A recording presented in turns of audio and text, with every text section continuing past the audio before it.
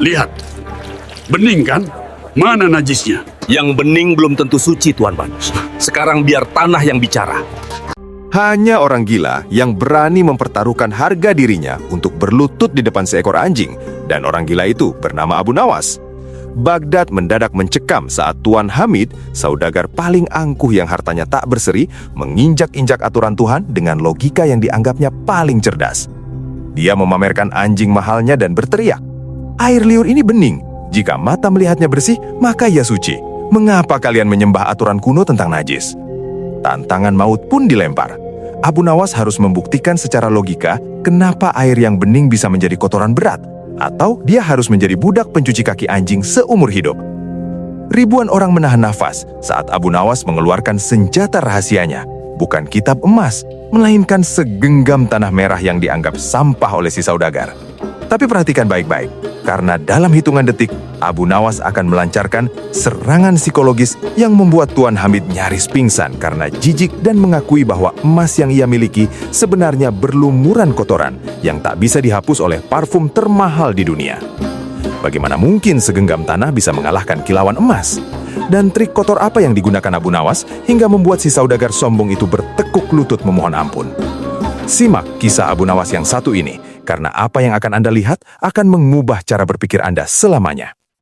Assalamualaikum warahmatullahi wabarakatuh. Selamat datang di Cerita Bijak Abu Nawas, tempat berkumpulnya kisah-kisah penuh hikmah, kecerdikan, dan pelajaran hidup yang menyentuh hati. Mohon dukungannya untuk subscribe, like, dan komen, serta nyalakan loncengnya. Tolong tulis shalawat di kolom komentar agar kita semua mendapatkan syafaat di hari akhir. Saya doakan bagi setiap tangan yang menekan tombol subscribe hari ini, semoga Allah mudahkan segala urusannya, diluaskan pintu rezekinya, dan diberikan keberkahan dalam setiap langkahnya. Amin ya Robbal Alamin.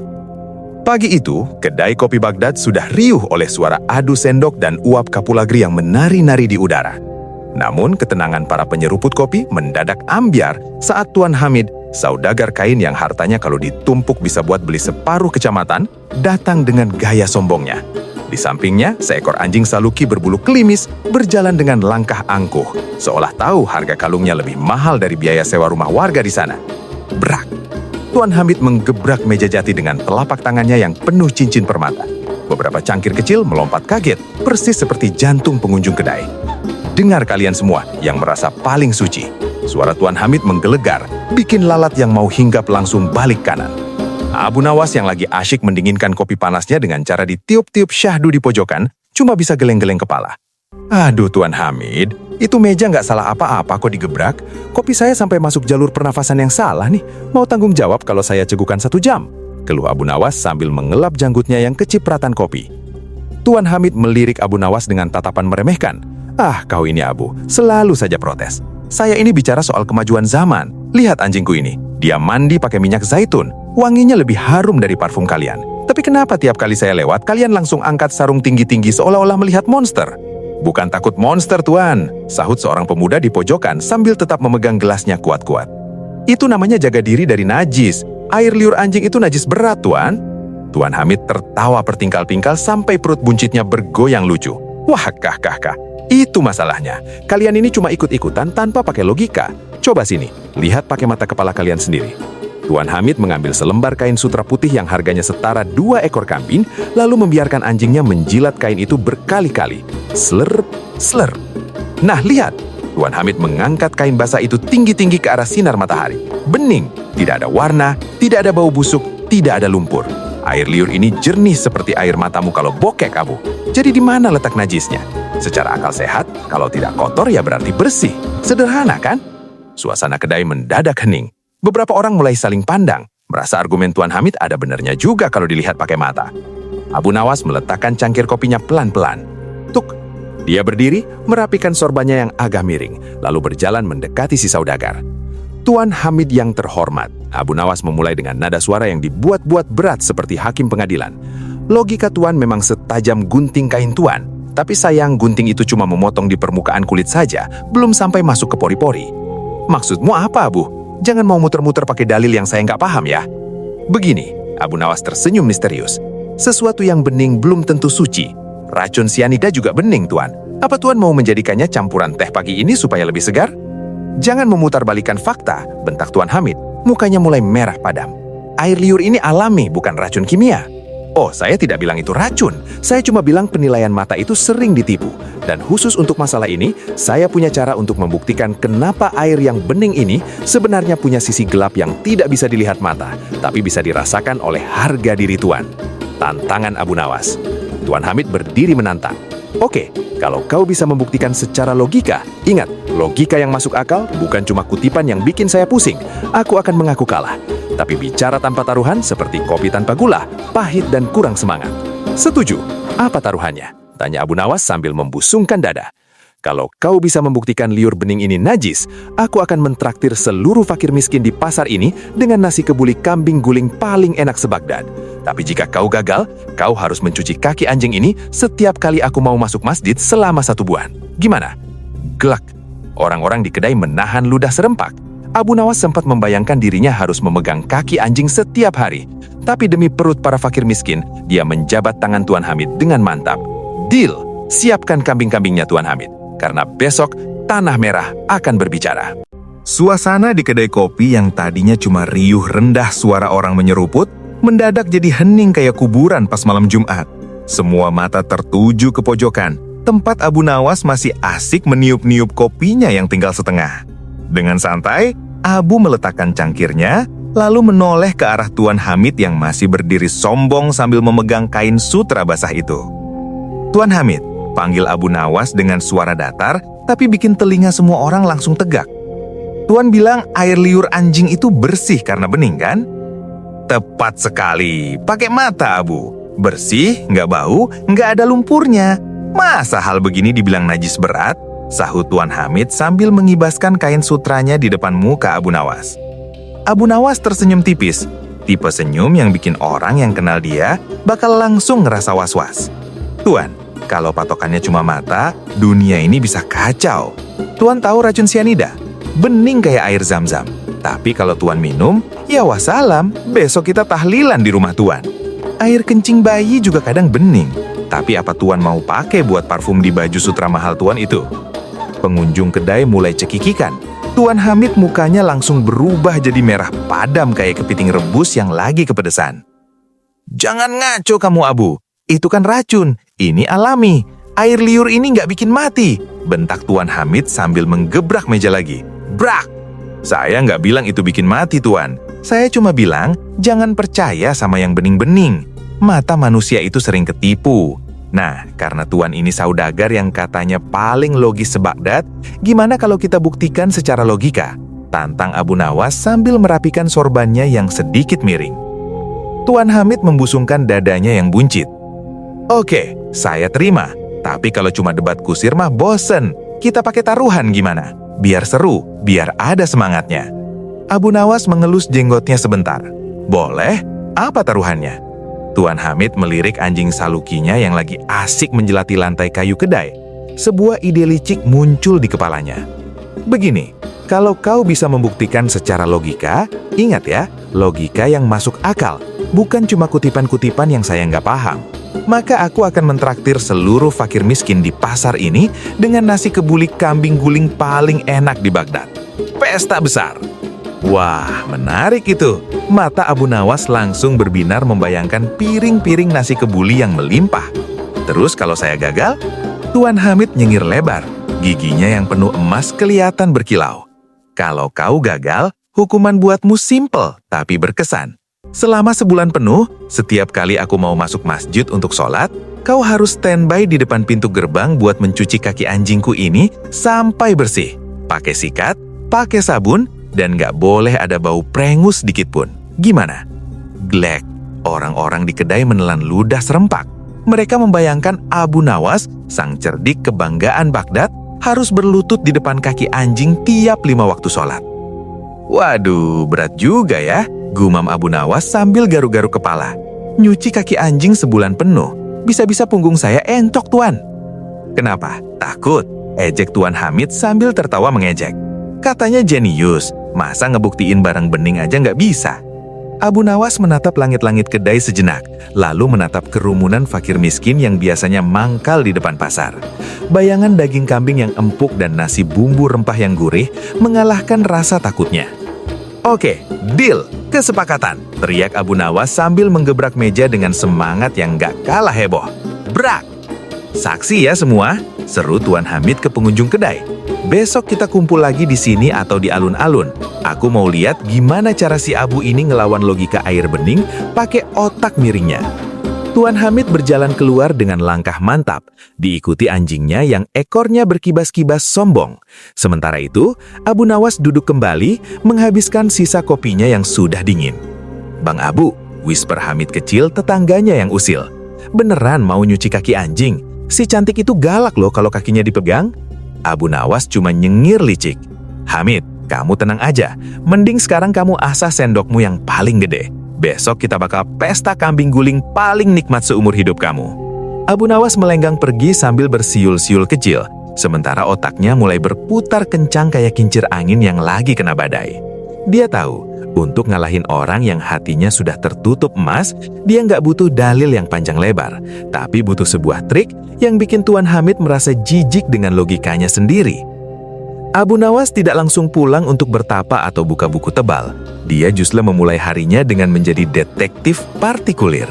Sambil memakai caping bambu dan kacamata kuda, entah dari mana dia dapat, Abu Nawas membuntuti Tuan Hamid yang sedang jalan santai sore itu.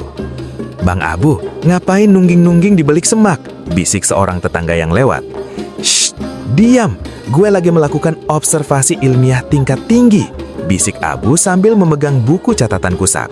Dari balik pohon kurma, mata Abu Nawas melotot memperhatikan si cantik, anjing Saluki milik Tuan Hamid. Ternyata si anjing punya hobi yang cukup liar. Sebelum menjilat tangan Tuan Hamid, dia mampir dulu menjilat lantai pasar yang kena tetesan kuah sate basi, lalu menjilat bangkai kecoa yang malang, dan terakhir, selerep, dia menjilat sandal Tuan Hamid yang penuh debu jalanan. "Nah, kena loh," gumam Abu sambil mencoret-coret bukunya. Bening di luar, isinya sisa-sisa satu kecamatan. Setelah puas mengumpulkan data perselingkuhan lidah si anjing, Abu segera meluncur ke pasar loak. Dia mencari barang-barang aneh yang bikin penjualnya garuk kepala. "Bang, beli cermin pecah yang udah burem ini satu," kata penjualnya. "Buat apaan, Abu?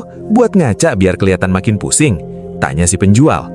"Ini alat pengukur kesombongan rabun, Bang. Jangan banyak nanya," sahut Abu sambil membayar beberapa keping koin tembaga. Selanjutnya Abu pergi ke bengkel pandai besi. "Kang, minta jelajah hitam sisa pembakaran arang dong, yang paling halus ya, yang kalau kena tangan susah hilangnya kayak kenangan mantan." Si tukang besi tertawa. "Ambil aja Abu, gratis buat lo, tapi jangan dipakai buat coret-coret masjid ya Abu ya." Peralatan terakhir adalah segenggam tanah merah dari belakang rumahnya yang sudah diayak sehalus bedak bayi.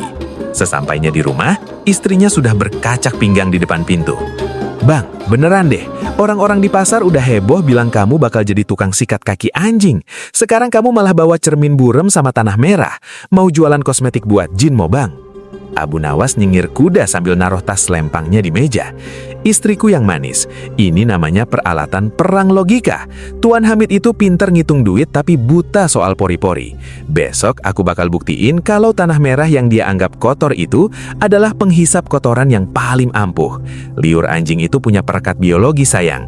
Dikibas nggak hilang, dicuci parfum cuma baunya doang yang ketutup, tapi zatnya tetap nangkring di sana." Istrinya cuma bisa geleng-geleng. "Ya udah, terserah abang. Tapi pokoknya besok abang harus pakai baju yang rapi. Biar kalau kalah dan harus berlutut di depan anjing, abang kelihatan sedikit lebih berwibawa." "Tenang aja," sahut Abu Nawas sambil mengocok botol berisi campuran jelajah dan minyak. "Besok Tuan Hamid bakal kau rasanya kena skakmat pakai tanah merah.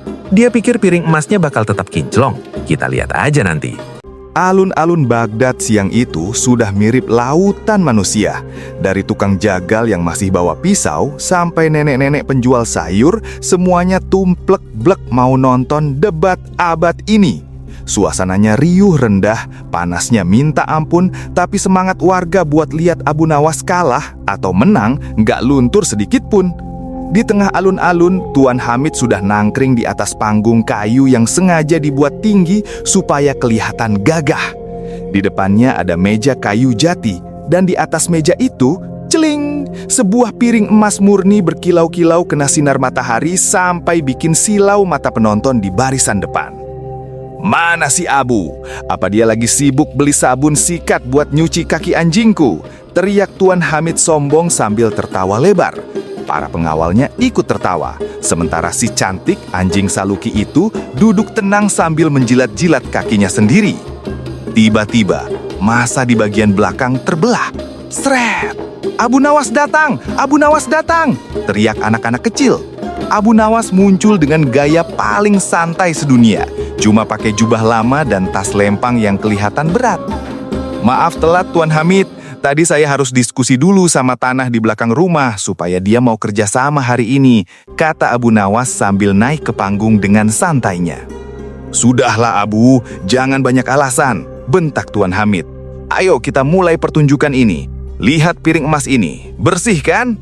Tuan Hamid mengambil sepotong paha ayam goreng yang baunya gurih banget.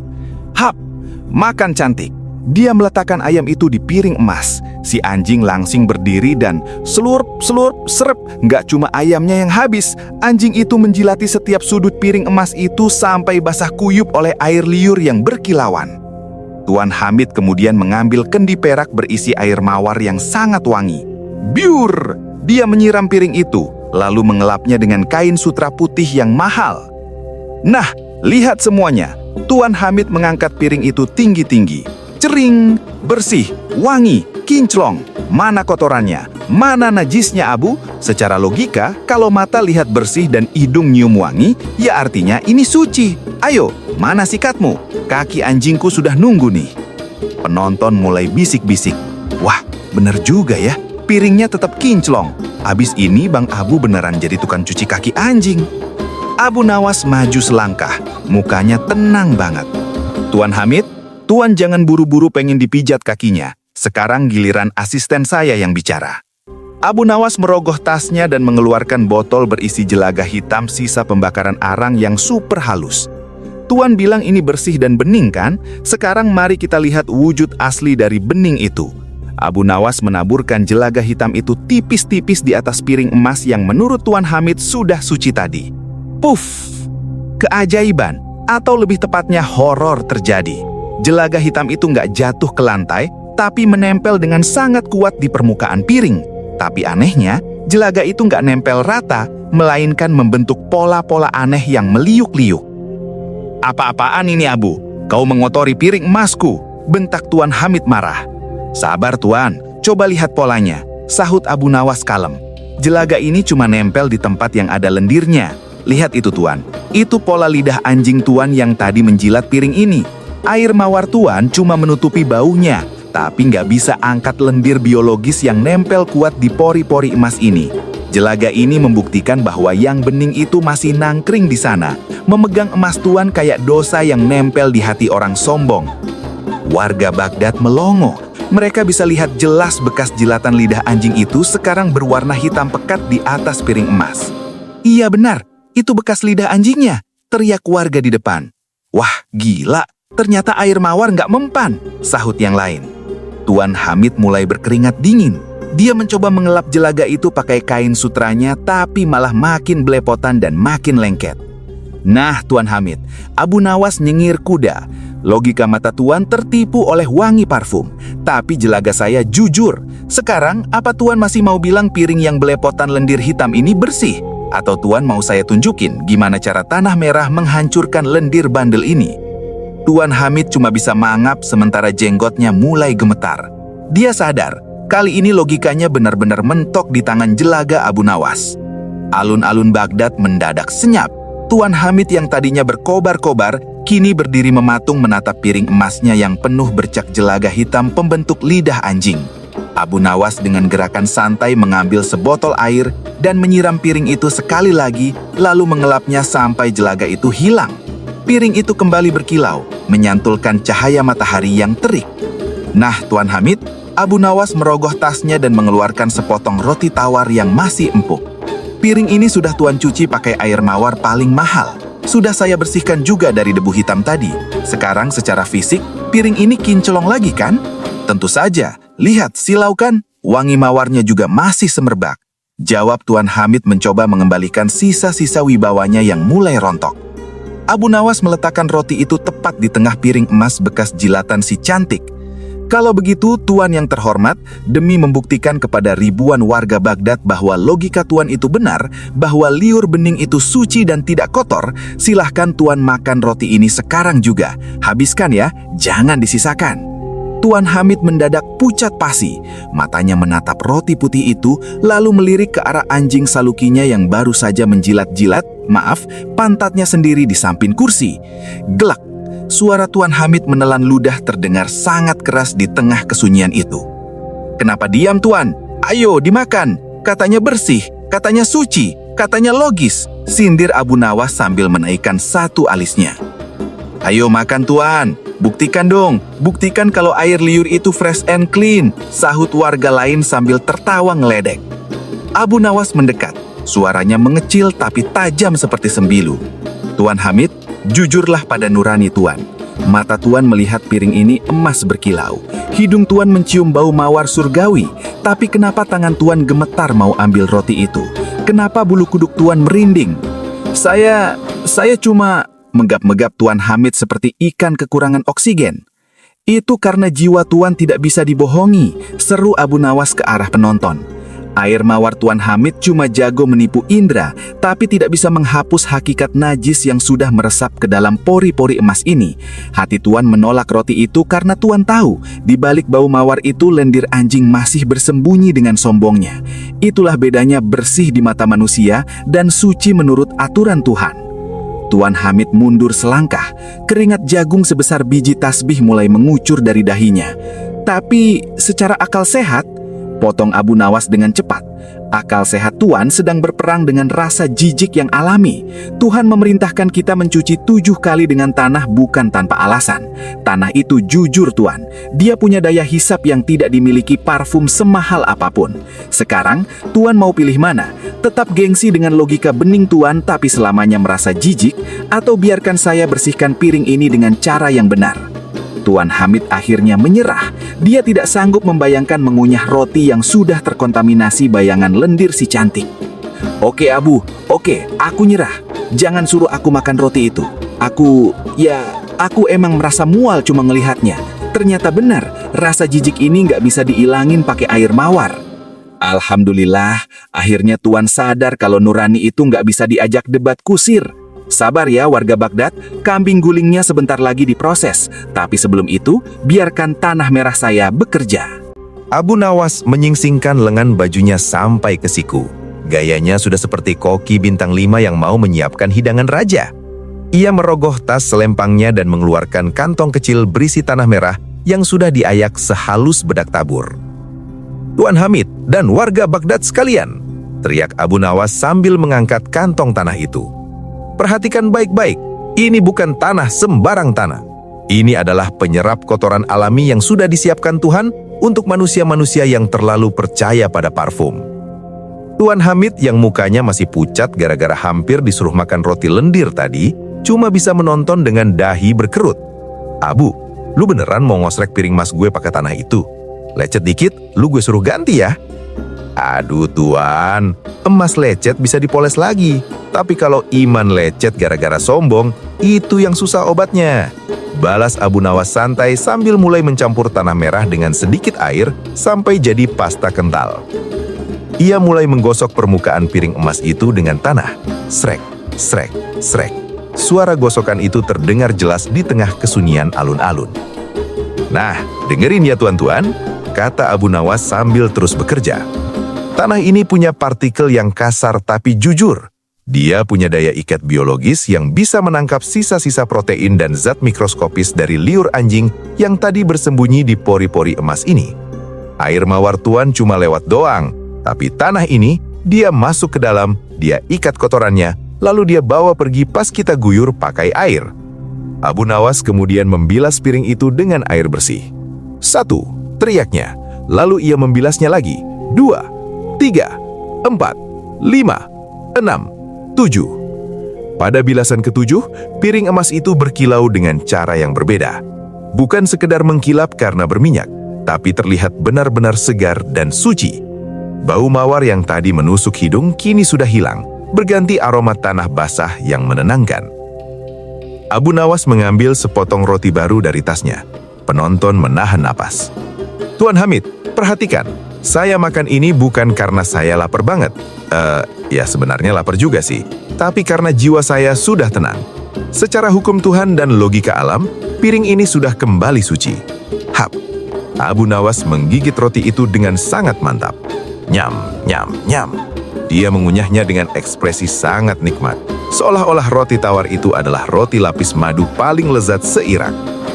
Gila, beneran ditelan, teriak seorang warga dari kejauhan. Gimana Abu? Nggak mual? Nggak rasa lendir? Tanya Tuan Hamid penasaran sambil mendekat. Abu malah pengen nambah Tuan. Rasanya bersih banget di hati. Tadi Tuan nggak berani makan karena Tuan tahu piringnya masih najis. Tapi sekarang, lihat muka saya. Nggak ada keraguan sedikit pun kan? Itulah keajaiban ketaatan. Aturan Tuhan itu ada gunanya buat ketenangan jiwa kita, bukan cuma buat bikin repot. Tuan Hamid memandangi piring emasnya, lalu menatap Abu Nawas yang sedang membersihkan remah roti di janggutnya. Dia menghela napas panjang, pundaknya yang tadi tegang kini melorot. Gue nyerah Abu, lu benar, gumam Tuan Hamid lirih. Ternyata teknologi Tuhan emang gak ada tandingannya. Tadi gue sombong banget bawa-bawa air mawar, padahal hati gue sendiri sebenarnya jijik banget. Abu Nawas menepuk bahu saudagar itu. Nah gitu dong. Jadi orang kaya itu jangan cuma pintar ngitung kain, tapi harus pintar bersyukur sama aturan pencipta. Sekarang, gimana soal kambing gulingnya? Fakir miskin di belakang saya sudah pada asah sendok semua nih. Jangan sampai mereka gigit panggung ini karena lapar. Tuan Hamid tertawa lepas. Beban di hatinya mendadak hilang. Pengawal, bawa kemari kambing-kambingnya. Kita pesta besar hari ini. Dan Abu, besok lu jangan ke gerbang masjid ya. Gue nggak tega lihat lu nyikat kaki anjing gue. Abu Nawas nyengir lebar. Alhamdulillah, istriku, simpan sikatnya. Hari ini kita makan besar. Asap putih beraroma rempah-rempah mulai membumbung tinggi di atas alun-alun Baghdad, mengalahkan aroma debu jalanan yang biasanya menyengat. Kuali-kuali raksasa sudah berjajar, dan suara pisau yang beradu dengan talenan terdengar ritmis seperti musik orkestra bagi perut yang lapar. Tuan Hamid, sang saudagar kain yang tadinya berdiri kaku seperti manekin mahal, kini tampak sibuk menyingsingkan lengan baju sutranya yang berharga ratusan dinar. Abu, ini kambingnya beneran harus 50 ekor ya? Tanya Tuan Hamid sambil menyekah keringat di jidatnya dengan sapu tangan sutra. Nggak bisa nego jadi 49 gitu? 1 ekornya buat tabungan saya beli sorban baru. Abu Nawas yang sedang asyik memantau kematangan nasi biryani cuma melirik sambil nyengir. Waduh, Tuan Hamid, tadi kan janjinya traktir seluruh pasar. Masa saudagar kelas kakap mau nawar perut orang miskin? Malu sama anjing salukinya yang mandi pakai minyak zaitun itu, Tuan. Tuan Hamid tertawa lepas. Sebuah tawa yang terdengar jauh lebih tulus daripada tawa sombongnya tadi pagi. Iya, saya cuma bercanda. Pengawal, tambah lagi kambingnya kalau kurang. Pastikan semua orang kenyang sampai nggak bisa jalan tegak. Warga yang mendengar itu langsung bersorak-sorai. Hidup Tuan Hamid! Hidup nasi kebuli! Di tengah keriuhan itu, Abu Nawas menghampiri Tuan Hamid yang sedang duduk lesehan di atas tikar, memandangi anjingnya yang sedang asyik menggigit tulang di pojokan. Gimana Tuan? Rasanya duduk di atas tanah tanpa alas piring emas? Tanya Abu Nawas sambil menyodorkan secangkir teh hangat. Aneh Abu, bener-bener aneh. Gumam Tuan Hamid sambil menatap telapak tangannya. Tadi saya merasa piring emas dan parfum mawar itu segalanya. Tapi pas saya lihat kamu makan roti di atas piring yang habis digosok tanah merah, saya malah ngerasa itu piring beneran suci. Ternyata bener kata kamu, parfum cuma bisa nipu hidung, tapi tanah merah itu bisa nenangin jiwa. Itu namanya teknologi iman, Tuan. Logika manusia itu seringnya cuma sampai di permukaan kulit. Kita pikir kalau bening itu bersih, padahal pencipta kita lebih tahu kalau ada kotoran yang cuma bisa ditarik keluar pakai partikel tanah. Tanah itu asalnya kita, Tuan. Kembali ke tanah itu artinya kembali ke kemurnian. Dalam banget omonganmu, Abu. Tumben bener. Lagi dapat hidayah gara-gara bau gulai kambing, Tuan. Sahut Abu Nawas sambil tertawa terpingkal-pingkal. Tak lama kemudian piring-piring kayu besar mulai dibagikan. Nasi kebuli yang kuning keemasan dengan tumpukan daging kambing yang empuk menggoda selera siapapun. Tuan Hamid sendiri yang turun tangan membagikan porsi untuk beberapa nenek tua di barisan depan. Ini Nek, dagingnya yang paling empuk. Giginya masih kuat kan? Tanya Tuan Hamid ramah. Makasih Tuan Kaya, semoga rezekinya makin berkah, doa si nenek tulus. Melihat itu, Abu Nawas membatin. Emas Tuan Hamid mungkin berkurang hari ini, tapi hartanya yang di langit lagi numpuk gara-gara segenggam tanah merah. Malam pun jatuh di Baghdad. Pesta pora itu berakhir dengan perut kenyang dan hati yang tenang. Tuan Hamid pulang bukan sebagai pemenang debat, tapi sebagai manusia yang baru menemukan jati dirinya di balik ketaatan. Sedangkan Abu Nawas, dia pulang sambil membawa bungkusan nahi kebuli ekstra besar. "Istriku, jangan masak besok pagi. Kita dapat jatah kambing guling 1 kawah," teriaknya sambil melenggang pergi di bawah cahaya bulan.